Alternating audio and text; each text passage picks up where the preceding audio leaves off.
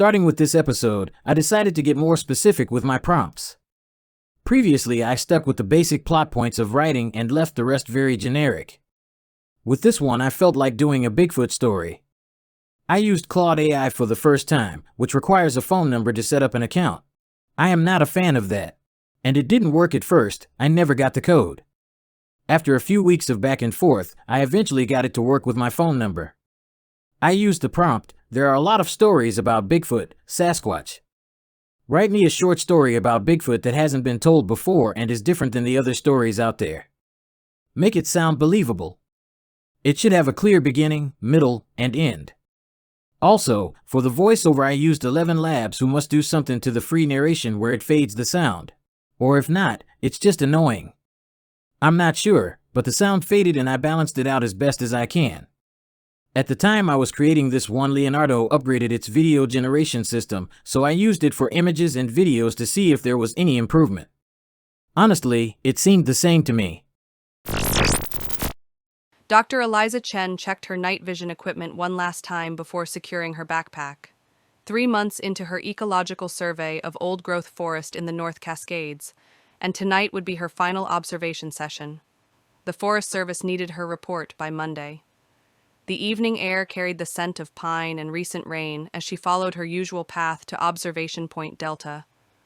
This secluded clearing offered an unobstructed view of the valley where she'd been documenting wildlife patterns, specifically the declining Roosevelt elk population. Her headlamp illuminated something unusual on the trail ahead. Broken branches that hadn't been there during yesterday's hike. Not just broken, but deliberately arranged in a cross pattern. Eliza knelt to examine them, noticing they'd been snapped clean, not torn by wind or weather. Strange. She continued walking, but felt a growing unease. The forest had fallen unnaturally quiet. At the clearing, Eliza set up her equipment and settled in for the night's observation. Around midnight, movement caught her attention. A small herd of elk, including 2 calves, had entered the valley below. She smiled, recording their movements, when something else emerged from the trees behind them.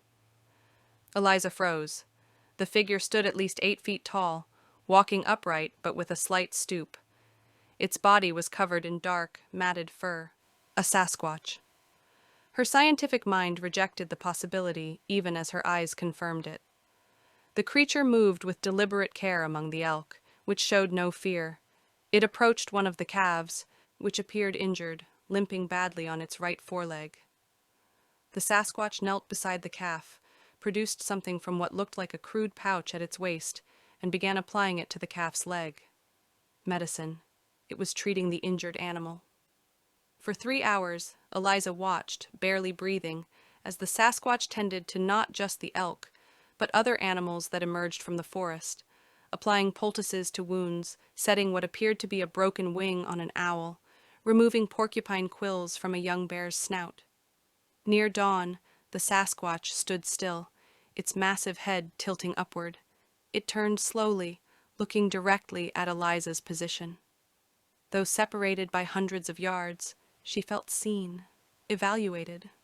The creature raised one hand in what could only be described as a wave, then melted back into the forest. When Eliza returned the next day with her camera, she found the clearing transformed. Where her observation equipment had been positioned, something, had arranged a perfect circle of medicinal plants: yarrow, echinacea, willow bark. In the center lay a small leather pouch containing a green paste that smelled of herbs. In her final report, Dr. Chen documented the Roosevelt elk population's sudden recovery, attributing it to favorable environmental conditions and natural adaptation. The pouch remained locked in her desk drawer, along with detailed field notes describing a creature that science insisted couldn't exist: a healer, a protector, a caretaker of the wild. Sometimes at night, she still dreams of intelligent eyes watching her from the forest. And when the Forest Service announced plans to expand logging operations in the North Cascades, it was Dr. Chen who led the successful campaign to designate the area as a protected ecological preserve.